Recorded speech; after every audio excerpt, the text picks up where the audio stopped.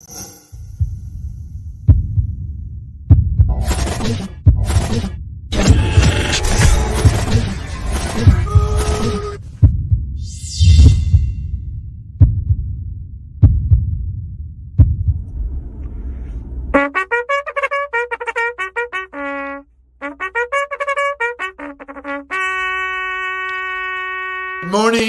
morning, good morning. Welcome to Tuesday. It's a very special Tuesday.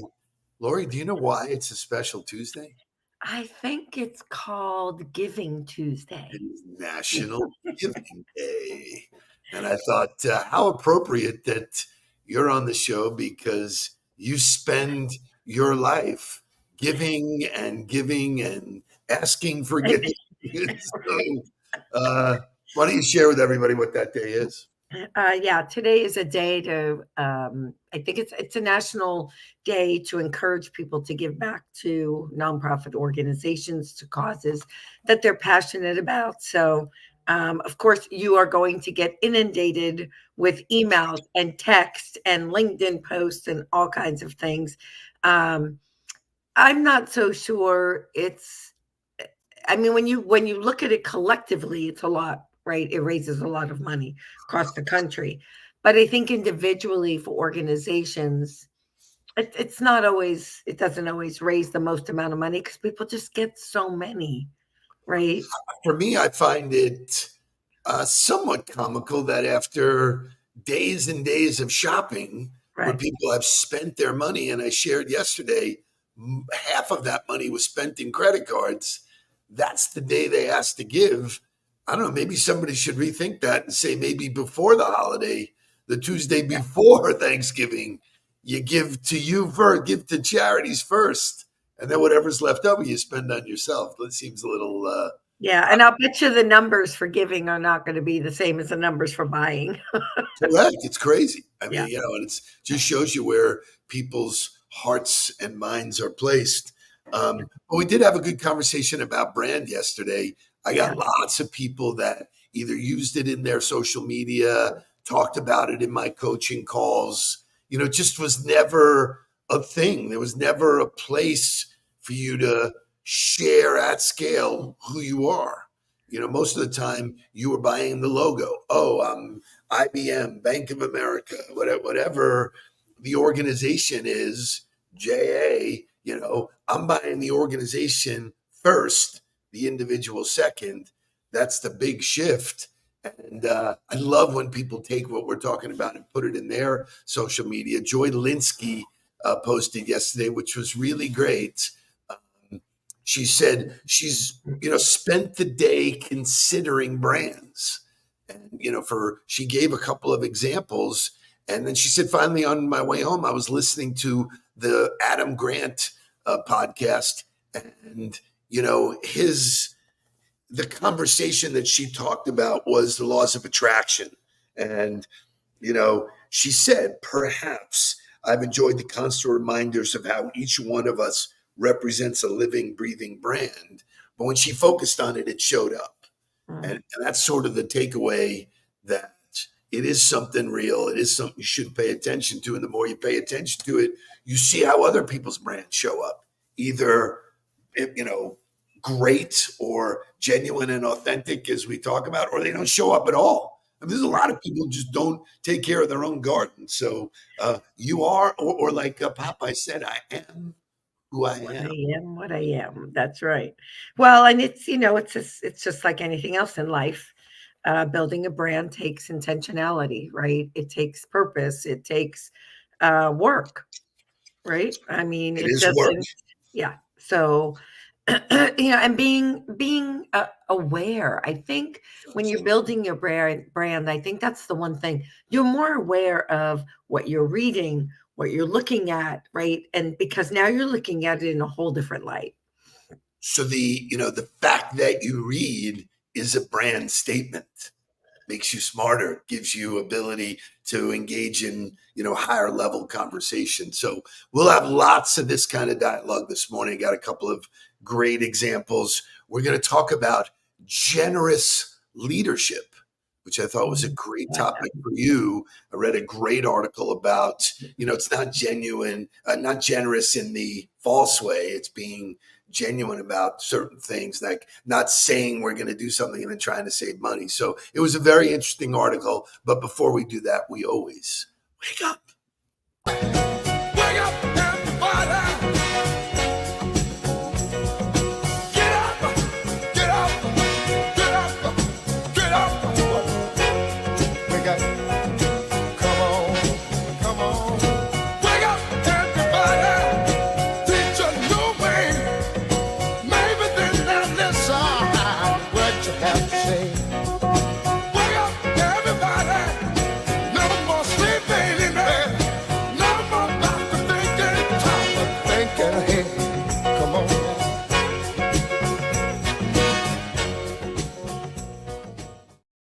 So I just got to say this, the laws of attraction I have believed in forever. I watched the movie The Secret, and while a little hokey, I still do believe that your thoughts become things.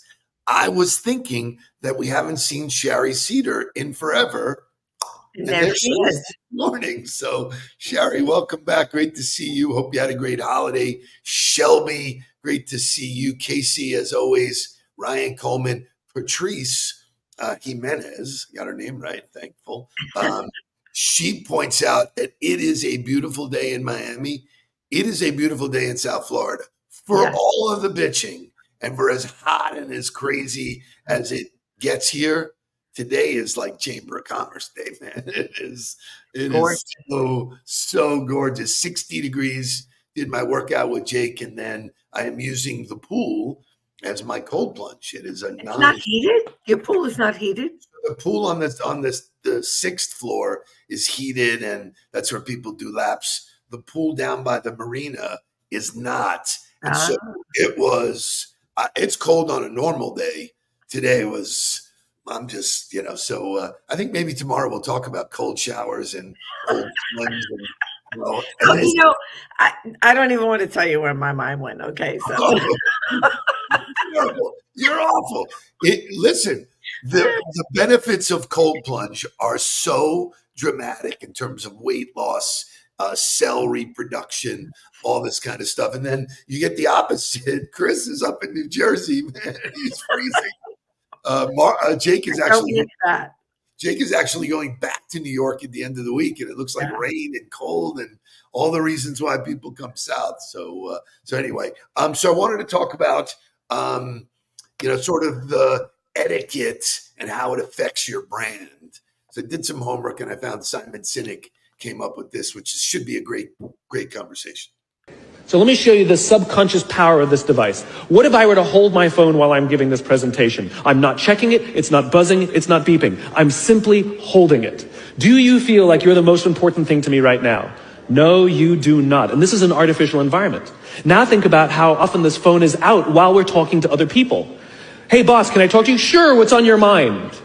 As opposed to, sure, what's on your mind? We go out for dinner or lunch with our family and our friends. We have meetings, and we put the phone on the table, which sends a subconscious message to everybody else in the room that this is not that important to me. You're not that important to me. And by the way, putting your phone upside down is not more polite. This is my favorite one, where the phone rings in the middle of a dinner, in the middle of a lunch, in the middle of a meeting, and somebody goes, I'm not going to answer it. Oh my God. So I think we're all guilty of that. At least I know I am. So let's start the conversation with you and I and everybody here. What are your thoughts on what the phone has done to, that situation? I think, first of all, I keep my phone on the table and it's turned over. Mostly because of with Patrick, right? So no matter, everybody knows that around 3:00, Patrick's going to call me because he's leaving his program. And I'm going to take that call no matter who is in that room with me. And I say, I'm going to take this call. This is my son. And I've never had, first of all, and I laugh because I tell them, if I don't take it the first time, he's just going to keep calling me till I do. So we Right. might as well just take it, right? Because this is Patrick. But I've never had a person, when someone says, "Hey, I have children," I always keep my phone handy so that I can, if there's anything wrong. I've never met anybody who had an issue with it. What I do think, though, in reading the article and listening to that video is we don't talk to each other the way we used to. It's true. We wait in line, we're on the phone. We're at the dinner table, or I used to watch people, they're at dinner together and they're on their phones. So I think, I don't know, I kind of separate the two things. Yeah, I think it's and Gary Vee talks about this all the time. We're fighting for attention, and if you have the phone there, it is taking away your attention. Now, in your case, up front, you tell people, "I'm letting you know up front that I have something else that I need to pay attention to," but that's not the case for most people, and I'm guilty as charged. I leave it there, I leave it down, but if it's buzzing or whatever, it is distracting. It is taking you away from whatever thought you're having. So it's there are when we used to do meetings, and Shay will tell you this, people would come to our office, we would put a basket out, and before the meeting start, they'd have to put their phone in the basket. Now, what was hilarious was that people would begrudgingly do it, go around, whatever, and then during the meeting, somebody's phone would go off. They had like a second phone on them, man. It was like, seriously, Oh my God. how addicted are you? So it has reached epidemic proportions. Helen will say to me, like, "What are you doing, man? We're here," and so like that attention span, the advice or constructive criticism I would give is be where your feet are if you can. And Right. so there's a takeaway, there's a test if you decide to challenge yourself. And I've asked a couple of people about it. They started cracking up. Can you do a phoneless hour? People go to happy hour all the time. So, hard to believe it up until, yeah, I mean, look at this. This is so, can you do it without staring at your screen, checking your email, checking Instagram? Because when Mark talks about this, it's a dopamine hit that you're addicted to. Oh, they liked my post. Oh, I've got this many followers. So, Chris Pollock, that's, what? This is etiquette. It's you know what? If the guns get checked, there's no gunfight. So just an interesting play. Love to hear what people think about. Can you take 1 hour a day and turn the phone off? I never turn my phone off ever. It's next to my bed. It's and I can rationalize. Well, it's in case I get that call. But it is a good place to start. At least I think so. So Yeah.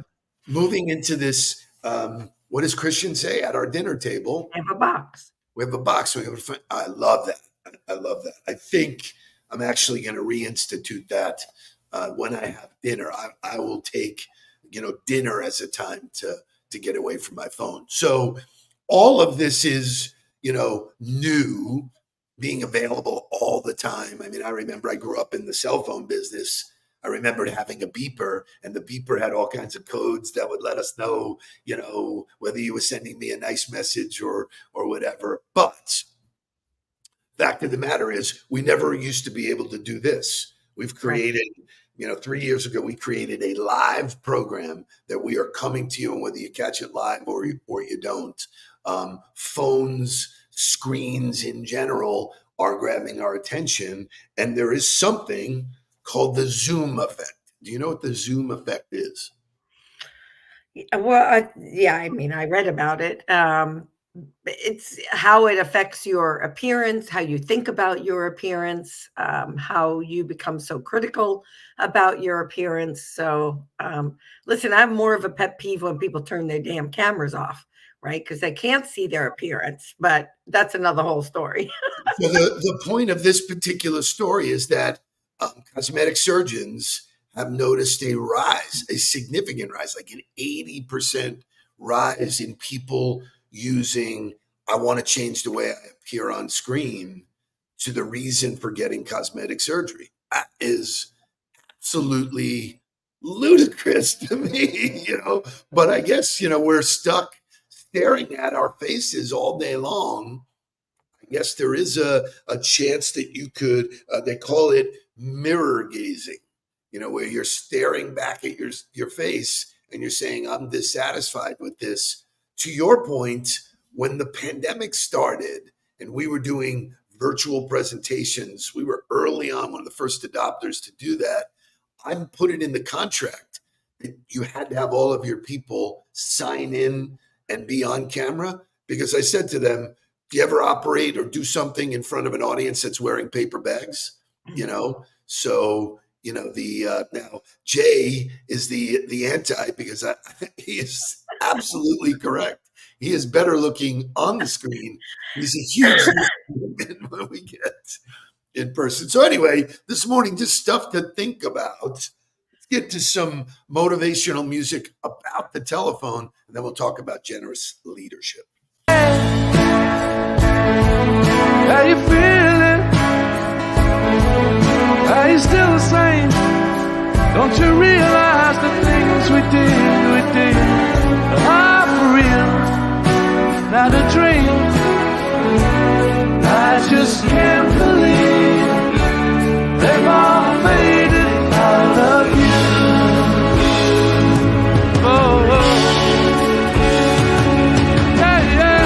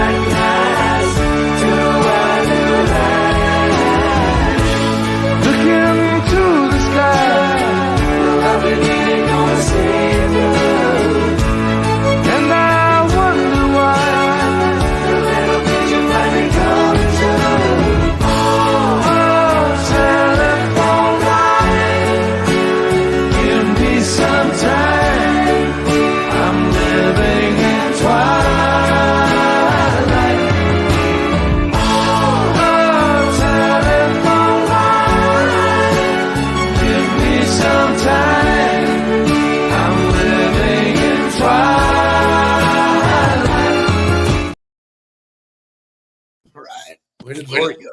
Where did Lori go? Lori is gone. Lori is gone. Okay, so we'll go. There you are. Okay. I switched over to my phone because my internet was going in and out. So does anybody know who sings that song? Do you know who sings that song? Is it ELO? ELO, good for you. Yeah, that at one point was my favorite band. I mean, I loved them. I've seen them a bunch of times. Jeff Lynne is just an amazing artist. Anyway, we wanted to talk about generous leadership. And this was an article that came up in Inc. magazine, which I read religiously. Lori, you sent me an Inc. magazine article with Warren Buffett, which we will use. But this was an interesting thing. As a leader, I found that generosity is the key, and it must be true generosity. So what does that mean to you? What if I say true generosity, what does that mean to you as a leader? Authentic, right? Not and it means not just giving of money, because I think people sometimes think of generosity as money, but I think real generosity can be your time, your empathy, your compassion. So I think it's being generous with all of those things and being authentic about it. Totally. So, there's a couple of things here that I agree with, some I don't. The first one, right, which is they go right to the compensation thing. It says, don't compensation. It says, if someone does an amazing job, pay them an amazing amount. That is a very dangerous slope. Yeah. So I think it's irresponsible for someone to write that, because you can't overpay everybody in the organization, because then you go out of business. So you get paid to do an amazing job. That is not the reason for extra compensation. So, it's like, I learned that from my grandfather. My grandfather said, I'm not giving you an attaboy. I'm not doing anything. You get paid to do the job and you get paid to do it well. If you don't do it well, you won't be here doing the job. So, Yeah, but today I think there is a different mentality around that today yeah, than there was then, right? When your grandfather was around. So I totally. do think it's different. So this is what I do like. Number 4 was know their goals are just important as yours. That is generous leadership. That to me is saying it's not, that's old school. That was, hey, I own the business. It's my business. It's all about me. No, it's not. Even though I own the business, you're part of the business and your goals and aspirations and desires are as important, if not more important than mine, which leads you to servant leadership. I read something the other day that someone, overheard a CEO say, yeah, I have 3,000 people that work for me. And the other person said, yeah, well, I have 3,000 people I work for. Right. I I always tease my team about how, like somebody will say, "Oh, you're in charge of this." No, actually, they're in charge of me. But the one that I like the best, well, not that I like it best. I think they were all 12 were thought provoking, but there was one in particular that stuck out when I read, and it kind of made me chuckle. Was the one about being generous with your honesty. Which one was that? I think it was number 2 or 3 on the list. And it was about giving genuine, honest, no sugar, generous feedback and right. no sugarcoating, right? I really am. It's exhausting to sugarcoat. Well, it's very interesting. I had lunch last week with Jerry Latrento. Jerry's, transitioning from his leadership role at Bank United into whatever the next phase of his life is. And Right. He's got lots of options and he's in a great place. But on his journey, it's been 2 or 3 months now. We had lunch and he was talking to me, and I, in turn, spoke to him so directly, like, dude, get your head out of your ass. You're talking to yourself that it's not accurate what you're saying. You're selling yourself something that's not accurate. You haven't done this, you haven't done, and he was overwhelmed about how I valued our friendship so much that I was willing to have that hard conversation. I didn't just go, okay, yeah, if that's what you think or whatever. Told him what I really thought. And, he did a post about it, which I was thrilled about, being an accountability partner. Like that's what people really need. Mark talks about it all the time in football and in life. You need to be able to have those hard conversations. That is generous. You're really doing somebody a favor by not sugarcoating it. There's a whole show on authentic communication. I mean, this conversation could go on Unreal. for hours. Unreal. People, I don't get it. To me, if I'm your true friend, if you're my true friend, I commented on Jerry's thing, like, yeah, you can always count on getting the hard truth from Steve. But that's what friends and people who care about us, I love the story. I've heard it so many times. Somebody who gets married, nobody says a word to them about the spouse. And all of a sudden they get divorced. Or there's trouble in paradise, and they go, I never thought they would. I didn't want to tell you, but like, what the fuck? Excuse my French. What do you mean you didn't want to tell me? I mean, but that's not someone who cares about my best interest if you're not telling me the hard truth. So I guess that's why that's one of my sore spots.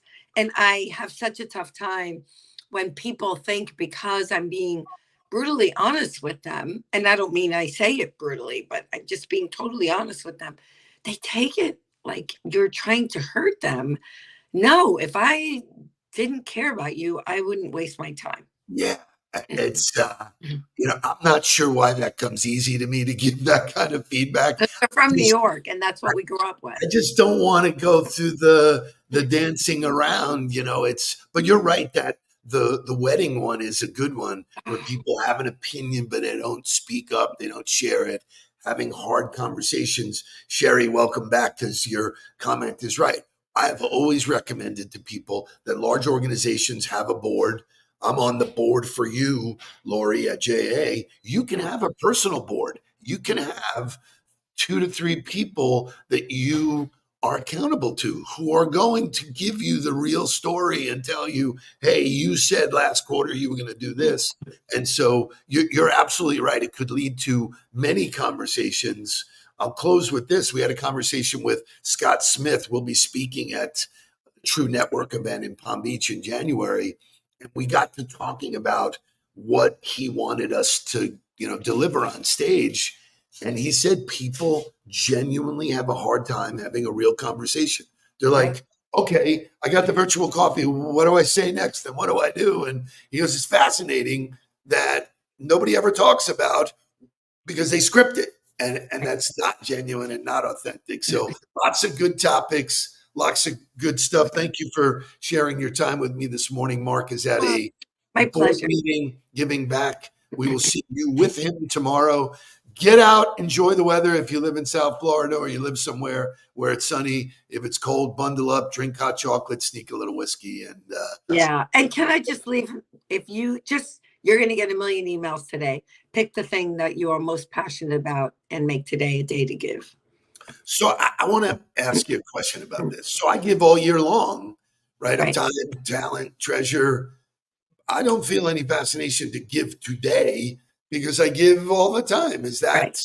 If you give all the time, that's great. But if you don't, this is a day, hopefully, right, that you're encouraged to do that. I agree. Make it a great day and stay, go. Let's get down to business. Please don't worry about me. I'm about to let my heart speak. My friends keep telling me to leave this. So let's get down to business.